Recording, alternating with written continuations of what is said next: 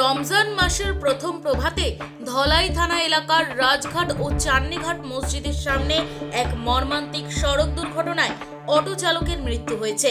বৃহস্পতিবার ভোর আনুমানিক 5:30টার দিকে রাস্তার পাশে দাঁড়িয়ে থাকা MZ093036 নম্বরের একটি ডাম্পারের পেছনে সজোরে ধাক্কা মারে AS11GC3358 নম্বরের একটি অটোরিক্সা।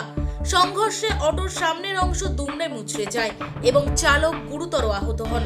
স্থানীয়দের সহায়তায় তাকে দ্রুত শিলচর মেডিকেল কলেজ হাসপাতালে নিয়ে গেলে কর্তব্যরত চিকিৎসকরা তাকে মৃত বলে ঘোষণা করে। নিহত অটো চালকের নাম অভিষেক দাস। তার বাড়ি ভাগাবাজার সংলগ্ন খেউয়া ঘাট এলাকায়। সিসিটিভি ফুটেজে দেখা গেছে দ্রুত গতির অটো রিকশাটি নিয়ন্ত্রণ হারিয়ে ডাম্পারের পেছনে ধাক্কা মারে। দুর্ঘটনাগ্রস্ত অটো রিকশাটি পুলিশ জব্দ করে লায়লাপুর পেট্রোল পোস্টে নিয়ে গেছে। ঘটনায় এলাকায় শোকের ছায়া নেমে এসেছে। ধলাই থেকে দিলওয়ার হোসেনের রিপোর্ট, ভয়েস 365 বাংলা।